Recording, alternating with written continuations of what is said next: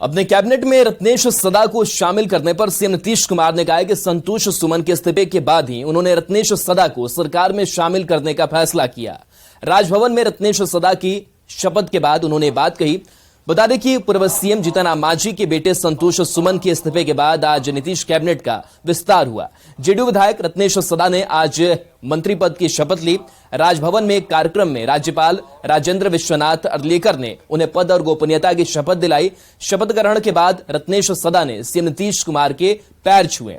संतोष सुमन की जगह कैबिनेट में जेडीयू के विधायक रत्नेश सदा को जगह दी गई है। रत्नेश सदा 2010 के बाद से लगातार जेडीयू के विधायक हैं। जनता में उनकी अच्छी पकड़ है। इसीलिए आप जानते हैं हम तो अपने कोटा के ना बना दिए थे उनको, तब फिर हम तो उसी तरह रत्नेश सदा को बनाए। अब रत्नेश सदा को आप लोग जानते ना है जी, कब से हम रत्नेश सदा को हम जान रहे हैं। मीटिंग बुलाया, कहाँ गए, कब से हम जानते हैं।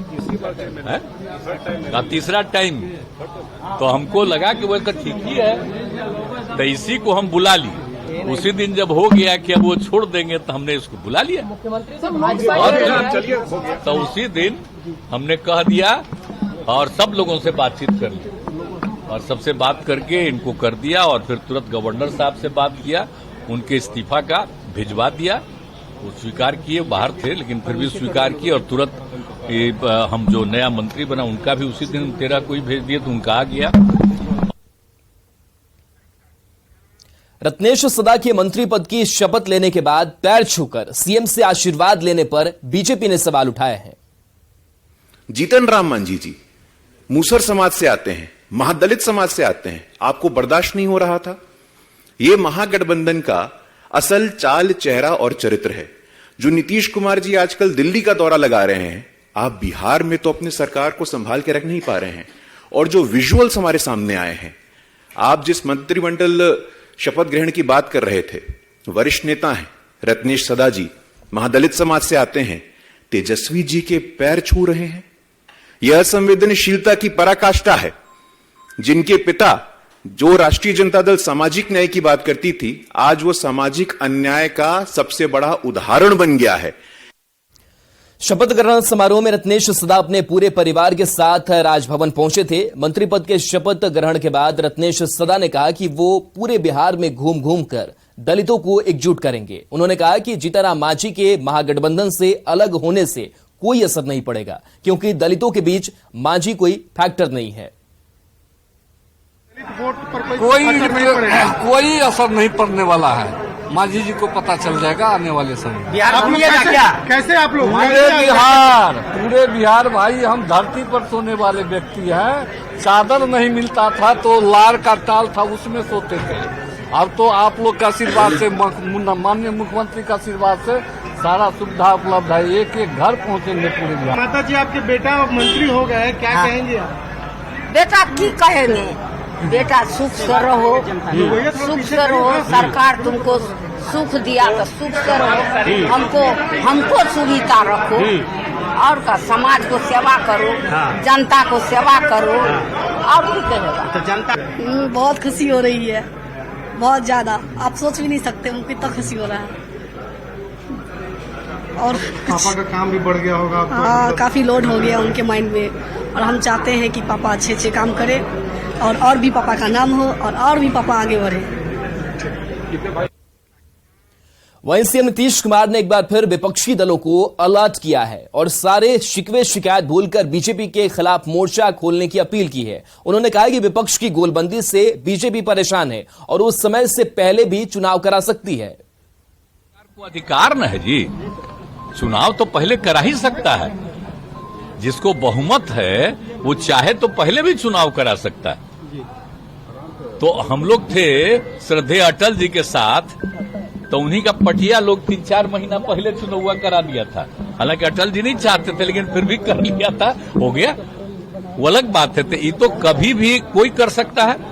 अगर मान लीजिए अपोजिशन की यूनिटी के लिए शुरुआत किया गया है तो हो सकता है उन लोगों को लगे कि लग मिल करके आगे बहुत मूवमेंट करेगा तो ज्यादा नुकसान होगा, तब पहले भी कर सकता है। हम तो ऐसे ही कह रहे हैं, हम थोड़ी कह रहे हैं कि वो पहले कर देगा। मैंने इसकी संभावना हमेशा रहती है, इसलिए पूरा का पूरा हमने सारे पार्टियों को अलर्ट किया है कि आप समझ लीजिए, इसलिए मिलकर के लड़िएगा, तभी जाके आप बीजेपी से। सीएम की सुरक्षा में चूक मामले में तीसरा आरोपी मसौड़ी से गिरफ्तार किया जा चुका है। छोटू के पास से चेन भी बरामद किया गया है। पुलिस से पूछताछ सोनू से उससे कर रही है। दो साथी कल गिरफ्तार हुए थे। कल चेन छीनकर भागने के दौरान सुरक्षा घेरा में ये बाइकर्स से घुसे थे। तो सीएम की सुरक्षा चूक मामले में तीसरा आरोपी मसौड़ी से गिरफ्तार किया गया है। छोटू के पास से चेन बरामद किया गया है। 7148 भागलपुर के मनोहरपुर गांव में हुए बम धमाके में घायल बच्चों को बेहतर इलाज के लिए भागलपुर मायागंज अस्पताल से पटना रेफर कर दिया गया है। घटना के बाद से घायल बच्चों के पिता धर्मेंद्र चौरसिया फरार हो गए हैं। पुलिस मौके पर कैंप कर रही है। फॉरेंसिक टीम बम के अवशेष को कलेक्ट कर अपने साथ लेकर गई है। मौके से और अधिक जानकारी दे रहे हैं संवाददाता विकास कुमार सिंह।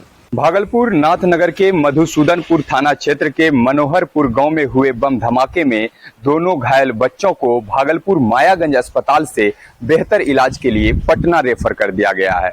घायल बच्चे के पिता धर्मेंद्र चौरसिया जो है वो घर से फरार हैं और इस वक्त मैं धर्मेंद्र चौरसिया के घर पे हूँ और घर पर जो है घटना के बाद से ही सन्नाटा पसरा हुआ है और यह जो है धर्मेंद्र चौरसिया का घर है और घर में कोई भी सदस्य नहीं है। घटना के बाद से जो है घर पर सन्नाटा पसरा हुआ है और हम बताना चाहेंगे कि यही वो जगह है जहां पर धमाका हुआ था। धर्मेंद्र चौरसिया का जो घर है वो बगीचे में है और बगीचे में या घर पर यहीं पर जो बम था वो रखा हुआ टिफिन बम ब्लास्ट किया और ब्लास्ट के बाद दोनों बच्चे जो है वो जख्मी हो गए हैं। दोनों बच्चों की जो स्थिति है वो नाजुक बनी हुई है और इस वक्त मैं धर्मेंद्र चौरसिया के घर पे हूँ। धर्मेंद्र चौरसिया कहाँ पर हैं? बच्चा का इलाज करवाने के लिए पटना गए। पटना गए हुए हैं। बच्चे की स्थिति गंभीर बनी हुई है। जोरदार धमाका हुआ था। कैसे धमाका हुआ? बम कहाँ से आया? बच्चा दोनों गए थे आम चुनने के लिए। खोचा में आम लेकर के आया। फिर यहाँ पर पक्की बना हुआ है। फिर जैसे खोचा से आम पसारा होगा नीचे, बच्चा क्या जाने बम है कि आम है, क्या जानता है, बस इसी में ब्लास्ट कर गया। आप धर्मेंद्र चौरसिया के कौन है? वो मेरा भाई हुआ। इस सभी मामले में पुलिस जो है किसी भी निष्कर्ष पर नहीं पहुंच पाई है, नतीजे पर नहीं पहुंच पाई है। ऐसे में अपराधियों के जो हौसले हैं वो बुलंद होते जा रहे हैं। पुलिस की कार्यशैली पर बड़ा सवाल खड़ा हो रहा है। विकास कुमार सिंह, न्यूज़ 18 भागलपुर। और इस बीच मुजफ्फरपुर से बड़ी खबर है। बीजेपी विधायक राजू सिंह की मुश्किलें बढ़ी है। विधायक के घर पर इश्तेहार चिपकाया गया है। कोर्ट के आदेश के बाद कार्रवाई की गई है। पारू थाना क्षेत्र में पुलिस ने यह बड़ी कार्रवाई की है। इस डीपीओ सरैया के नेतृत्व में कार्रवाई की गई है। आरजेडी नेता के अपहरण कांड में राजू सिंह फरार है। बैंड बजाकर गांव में ऐलान किया गया, इश्तेहार चिपकाया गया है। गिरफ्तारी के डर से फरार है। जिनके घर पर आत्मसमर्पण नहीं करते। नेता के अपहरण मामले में साहेबगंज के विधायक राजू सिंह की मुश्किलें बढ़ने लगी है और जैसे ही कोर्ट की तरफ से कुर्की को लेकर इश्तेहार जारी किया गया, उसके बाद आज काफी संख्या में पुलिस बल जो है वह बैंड बाजा के साथ इश्तेहार चिपकाने पहुंची। और देख सकते किस तरीके से यही वो कोल्ड स्टोर है जहां पर राजद नेता को लाया गया था, बताया जा रहा है। और वहीं पर फिलहाल जो है आप देख सकते हैं इश्तेहार जो है वह पारू थाना और साथ में तमाम पुलिस बल जो है यहाँ पर मौजूद है, उनके द्वारा चिपकाया जा रहा है। बताया जा रहा है कि अगर वो सरेंडर नहीं करते हैं तो फिर जल्द ही कुर्की जब्ती भी की जाएगी। बैंड बाजों के साथ यहाँ पर टीम पहुंची है। एसडीपीओ सरैया भी हमारे साथ है। सर, क्या कुछ कार्रवाई आज हो रही है? अभी हम लोग कांड संख्या 231-23 के नामजद अभियुक्त राजू कुमार सिंह, पिता उदय प्रताप सिंह साकिन बड़ा दाऊद के जो कि गिरफ्तारी के डर से फरार हैं, उनके लिए कोर्ट माननीय न्यायालय से इश्तेहार लेकर के उनके घर के आगे चिपकाया गया जा रहा है। और अगर वो माननीय न्यायालय के समक्ष या पुलिस के समक्ष आत्मसमर्पण नहीं करते तो उनके घर की जल्द ही कुर्की की जाएगी। कितने लोगों के खिलाफ इश्तेहार जारी हुआ है? सभी 6 लोगों के खिलाफ इश्तेहार। 6 लोगों का कब तक कुर्की जब्ती को लेकर सनद दिया जा रहा है? इश्तेहार के बाद अभी माननीय न्यायालय में उसकी अर्जी जारी जाएगी और जैसे ही कुर्की मिलेगा हम लोग घर की कुर्की करेंगे। तो एसडीपीओ सरैया कुमार चंदन हमारे साथ हैं। उन्होंने तौर पर बताया है कि जल्द ही कुर्की जब्ती भी होगी। इसको लेकर इश्तेहार जो है जारी कर दिया गया। आपको बता दें कि बीते दिनों की राजद नेता की अपहरण का मामला जो है वह सामने आया था, जिसमें मुख्य आरोपी राजू कुमार सिंह जो कि साहिबगंज के बीजेपी के विधायक है, उन पर यह आरोप लगा था कि उन्होंने राजद नेता का अपहरण किया है और ऐसे में उनके साथ साथ 6 अन्य लोग भी थे जिनके खिलाफ यह मामला दर्ज कराया गया था। तो उसको लेकर आज बड़ी कार्रवाई हो रही है। कोर्ट ने इश्तेहार जारी किया, उसके बाद आप देख सकते हैं किस तरीके से भारी संख्या में पुलिस बल जो है यहाँ पर है कि अगर कोर्ट के आदेश के अनुसार अगर वह सरेंडर नहीं करते हैं कोर्ट में या फिर पुलिस के समक्ष सरेंडर नहीं करते हैं तो फिर जल्द ही उनके घर की कुर्की जब्ती की जाएगी। मुजफ्फरपुर से न्यूज 18 के लिए प्रियांक सौरभ। खबरों का सिलसिला लगातार जारी है और एक नजर इस वक्त की हेडलाइंस पर।